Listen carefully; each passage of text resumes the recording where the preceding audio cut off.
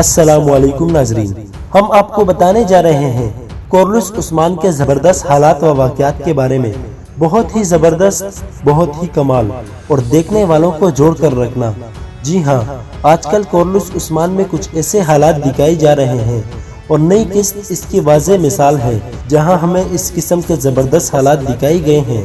جس نے اب اس سیریز میں دلچسپی کے عنصر کو پہلے سے کہیں بڑھا دیا ہے، کیونکہ کورلس عثمان میں اب آنے والا ہر ایک لمحہ تجسس کا باعث بنتا جا رہا ہے، اور نئی آنے والی قسط میں ہمیں ایسے واقعات بھی دکھائی جائیں گے جو کورلس سیریز کو 4 چاند لگا دیں گے۔ نئی آنے والی قسط کوئی ایک نہیں بلکہ بہت سی وجوہات کے باعث ایک منفرد قسط ثابت ہونے جا رہی ہے۔ اس بارے میں ہم آپ کو کچھ حیران کن حالات کے بارے میں بھی بتانے جا رہے ہیں۔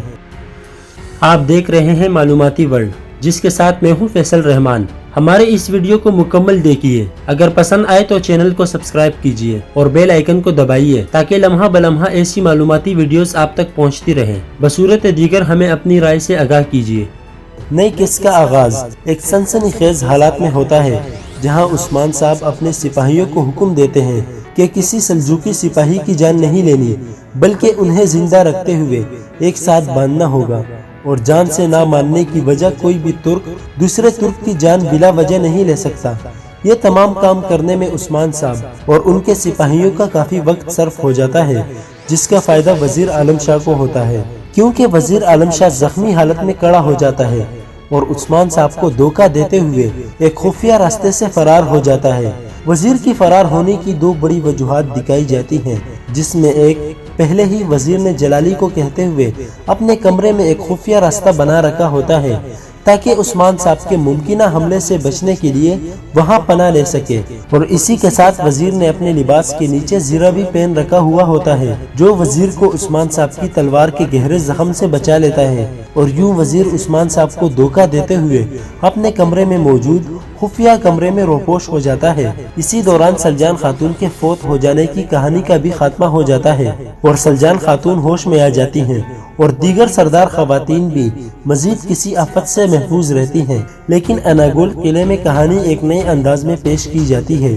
کیونکہ نکولا وزیر اور گیہاتو کی پیشکش پر آمادہ ہو گیا تھا۔ وہ اندرونی طور پر وزیر اور گیہاتو کے برخلاف کارروائی کرنے کی ٹھان لیتا ہے تاکہ وہ ہرمان کایا قلعہ دوبارہ حاصل کر سکے۔ ادھر سووت میں حالات مشکل سے مشکل تر ہو جاتے ہیں، وہ اس لیے کہ وزیر کی کہانی ابھی تک ختم نہیں ہوتی۔ وہ اپنے خفیہ کمرے میں بیٹھ جاتا ہے اور عثمان صاحب کے جانے کا انتظار کرتا ہے، تو دوسری طرف عثمان صاحب اپنے سپاہیوں کو حکم دیتا ہے کہ وزیر باہر کے راستے سے فرار نہیں ہو سکتا، وزیر اندر ہی موجود ہے، تو اس لیے اسے ڈھونڈا جائے۔ اب سلجوقی سپاہیوں کو باندھ کر عثمان کے سپاہی وزیر کے کمرے کی بھرپور تلاشی لیتے ہیں، لیکن خفیہ راستہ ڈھونڈنے میں کامیاب نہیں ہو پاتے۔ تاہم جیرکتائی ضرور اس راستے تک قریب تر پہنچ جاتا ہے، لیکن ڈھونڈ نہیں پاتا۔ اب جب عثمان صاحب یہ سوچ رہے ہوتے ہیں کہ سعود کے حالات ان کے قابو میں ہیں، تو اسی وقت گیہاتو اپنے ایک بڑے لشکر کے ہمراہ سعود پہنچ جاتا ہے، لیکن یہاں وزیر پر عثمان صاحب کی طرف سے کیے گئے حملے پر